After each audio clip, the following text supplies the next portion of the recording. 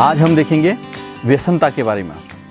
जी हाँ दोस्तों, आज हम हमारे समाज में, हमारे देश में, पूरी दुनिया में व्यसनता कैसे इंसानों को जकड़ती जा रही है, कैसे उनकी जीवन को और फैमिली को उद्ध्वस्त करती जा रही है, ये हम देख रहे हैं। तो आज हम आपको व्यसनता के बारे में सब जानकारी देंगे। नमस्ते दोस्तों, मैं डॉक्टर महेश चौधरी हमारे निरामयी वसुधा यूट्यूब चैनल में आपका सर से स्वागत करता हूँ।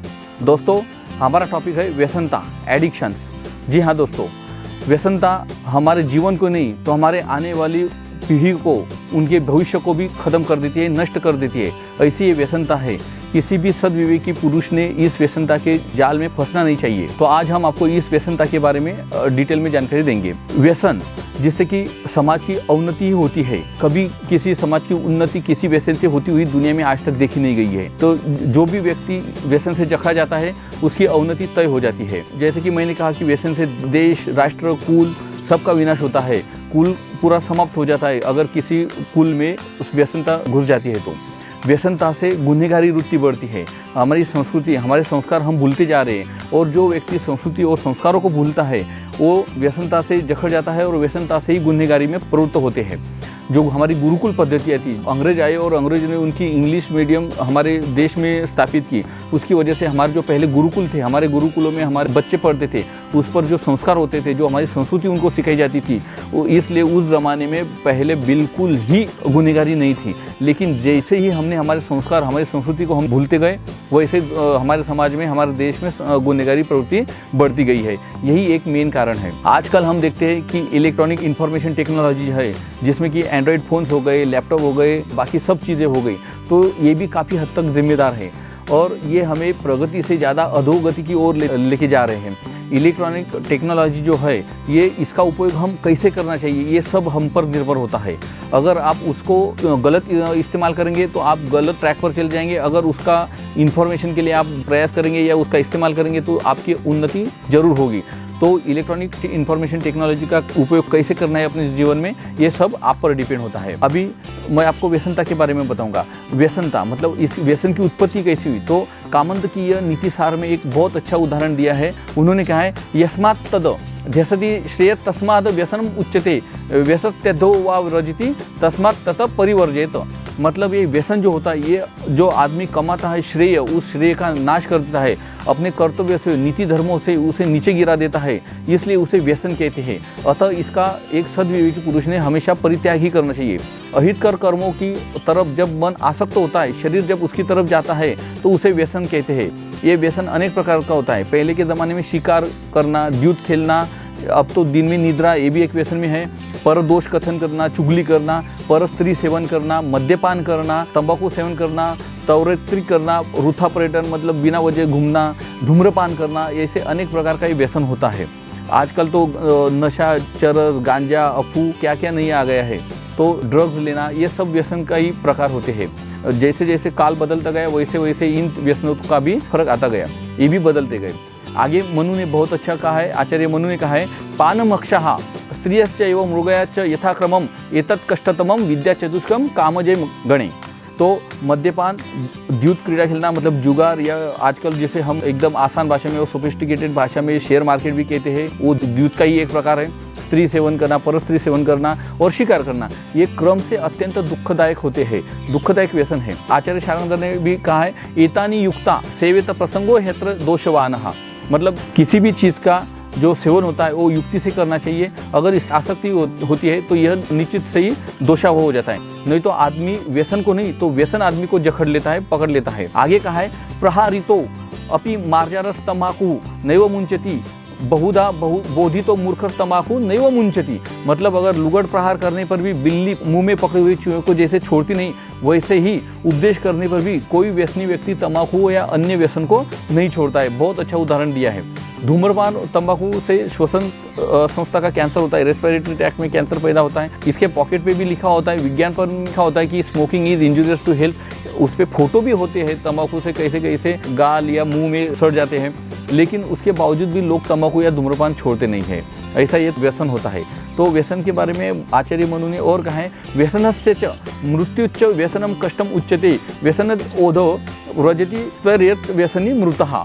मतलब व्यसन और मृत्यु में क्या फर्क है? तो व्यसन मृत्यु से अधिक कष्टदायक है व्यसनी दिनों दिन अधिकाधिक अधोगति को जाता है, मृत्यु होने पर उसे नरक मिलता है। और जो निर्व्यसनी होता है वो जीवन में सब प्रकार के सुख संपत्ति लाभ इनका उपभोग करता है, मृत्यु होने पर उसे स्वर्ग प्राप्ति होती है। ये है व्यसन और निर्व्यसनी व्यक्ति में फर्क। व्यसन की मनुष्य अधीनता क्या होती है उसके बारे में कामंदिन नीति सार में कहा है कि हुताशनो जलम व्याधि दुर्भिक्षम मरकस्तता इति पंचविध दैवम व्यसनम मानुषम परम।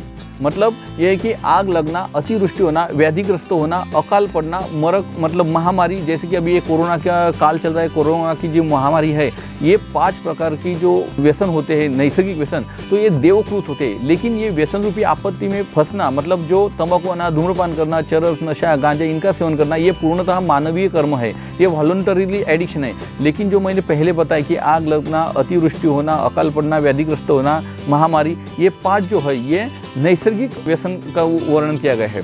अभी व्यसन के हेतु काव्यालंकार में कहा है अनभ्यासेन दिव्यानाम संसर्गेण धीमतान अग्निग्रहेण चाक्षाणाम जायते व्यसनम द्रुणाम। मतलब विद्याभ्यास न करना, तो किसको आदमी व्यसन के अधीन कैसे होता है? तो विद्याभ्यास न करना, विद्यावंतों के संसर्ग में मत रहना, मतलब उनके जो संगति है वो ऐसे ही अविद्यावान लोगों के साथ रहना, विद्यावान लोगों के साथ न रहना, इंद्रियों को वश में न रखना, योग न करना। योग में तो कहा है योग चित्त निरोधा, मतलब योग करने से ही अपना जो चित्त है वो कंट्रोल होता है, उसके जो विषयों का आसक्ति होती है उससे हम दूर हो सकते हैं योग के द्वारा। तो योग न करना ये जो है ये इस वजह से आदमी व्यसनता के अधीन हो जाता है। अभी व्यसन से क्या हानि होती है?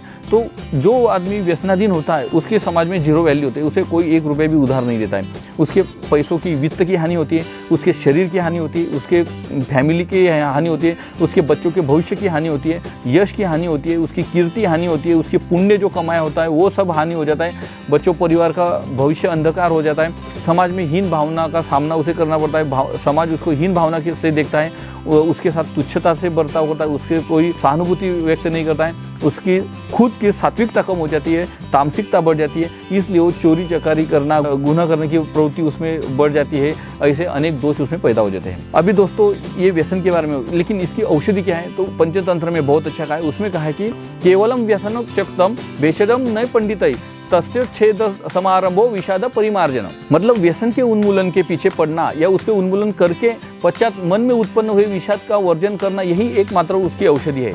आजकल व्यसन निर्मूलन केंद्र है, मेडिटेशन के साधन हमारे पास उपलब्ध है, योगा है, अध्यात्म है, किसी में आप अपना मन बनाए रख सकते हैं, एंगेज कर सकते हैं अध्यात्म में या फिर मेडिटेशन में। और ये जो उन्मूलन जो होता है, मतलब इरेडिकेशन, किसी भी व्यसनता का उन्मूलन अगर आप कल तक ले रहे थे और आज से बंद कर देते हैं तो ये निश्चित ही आपके शरीर और मन पर प्रभाव देता है। अनेक तरह के, जैसे डिमेंशिया हो गया, अल्जाइमर हो गया, ऐसे अनेक तरह के, निद्रा नाश होगा, इंसोम्निया, ऐसे अनेक प्रकार के दोष या डिसीजेस आपको पैदा हो सकते हैं, इसलिए अचानक नहीं छोड़ना चाहिए। अभी मदिरा, सूरज, दारू जिसे कहते हैं, ये मदाते अल्कोहल पीने से एकदम आप छोड़ देते हैं और तो इससे अल्कोहल विड्रॉल सिंड्रोम पैदा हो जाता है। तो इसलिए कोई भी व्यसन शनै शनै ही उसे छोड़ना चाहिए। कहा भी है पाद पादेन त्यजेत, तो इसे पादंशित क्रम से के विधान करने से, मतलब धीरे धीरे छोड़ने से क्या लाभ होते हैं उसके बारे में चरक जी ने उनके सूत्रस्थान में बहुत अच्छा कहा है। आचार्य चरक कहते हैं कि क्रमेणोपाचित दोषा क्रमेणोपचितः गुणः संतो यान्त पुनर्भावम प्रकम्य भवन्ति च। मतलब पादंशित क्रम से धीरे धीरे जो आप किसी भी व्यसन को छोड़ते हैं तो ये नष्ट दोषों को नष्ट कर देता है, पुनः प्रादुर्भूत नहीं होते, इससे उत्पन्न होने वाले दोष पुनः प्रादुर्भूत नहीं होते हैं। और पादंशित क्रम द्वारा शरीर में धारण किए हुए गुण जो होते हैं वो सुस्थिर होते हैं, हमेशा के लिए स्टेबल हो जाते हैं, टिके रहते हैं। चाणक्य नीति में बहुत अच्छे कहा है, उन्होंने कहा है व्यसने योजच्छेद शत्रुम, मतलब व्यसन को आप योजनानुसार छोड़ना चाहिए, उसे अचानक नहीं छोड़ना चाहिए।